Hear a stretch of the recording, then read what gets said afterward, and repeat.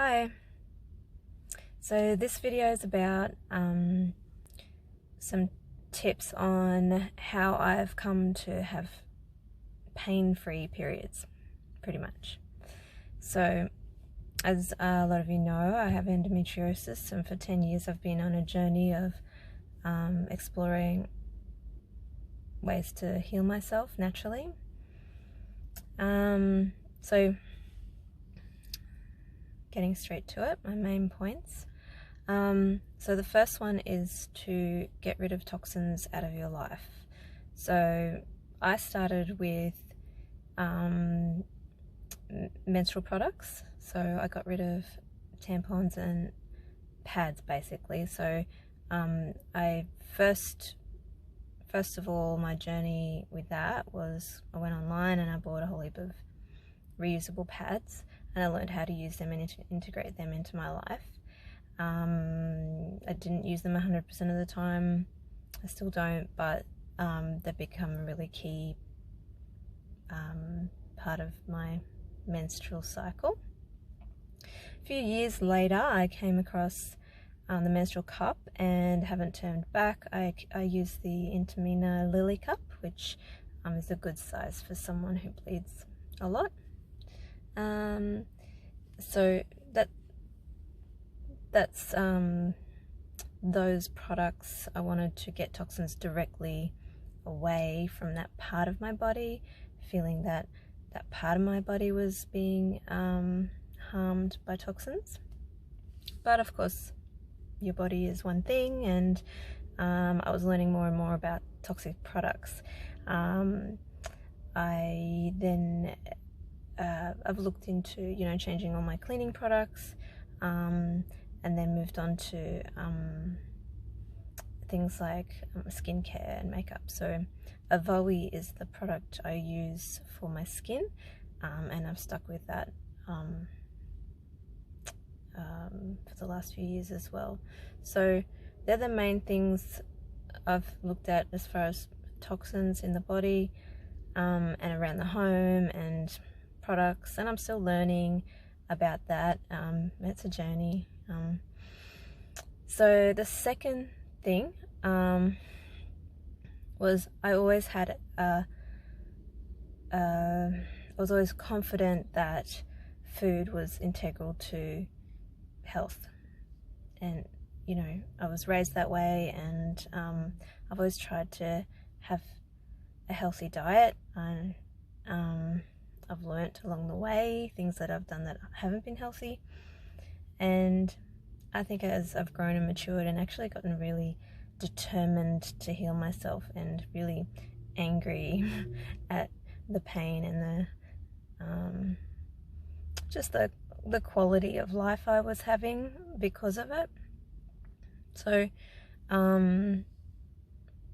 diet, not looking at your food like having a diet, looking at food as medicine. And I would encourage anyone who suffers from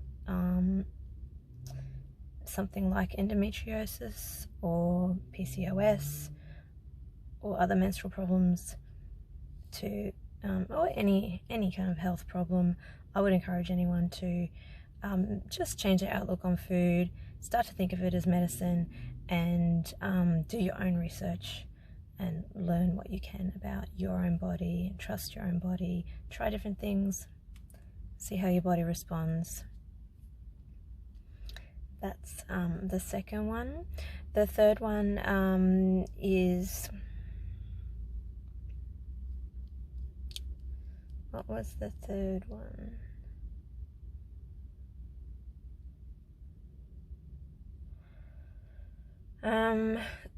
The third one was toxic people. So I would say that I've learnt, again, getting older and maturing, to kind of just get rid of people out of my life, or slowly move away from people that are like emotional vampires, energy vampires, that sort of thing, and really just not be sorry about that, and just realize not to waste my time with people who take and don't add to your life or discourage you from the values that you have in your life. So whether it's friendships, whether it's family members, or just people on Facebook who, you know, are just clogging up your feed with stuff that just brings you down, you know, just clean that out. And you don't have to do that all at once. As I said, my journey's been 10 years, more than 10 years, and the process of cleaning out people, negative people and toxic people from your life can take time, and can be a sensitive issue, especially with family. And on the flip side of that is to really look for people who you want to be like, who inspire you, who lift you up, who make you like who you are when you're with them. So look for those kinds of relationships.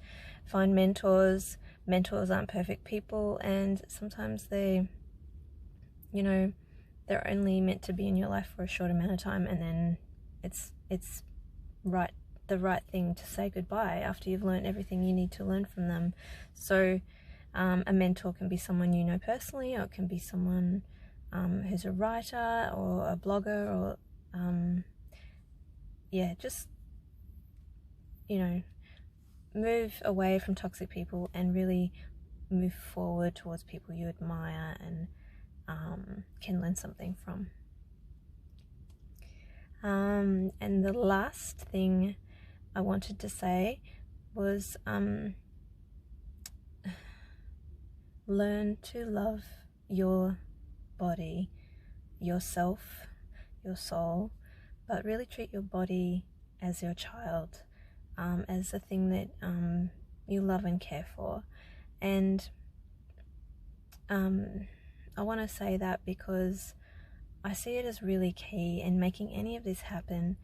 You know, you need to learn to hold space for yourself, give yourself the time to rest, the time to you know, discover what you need to do in your journey to get better.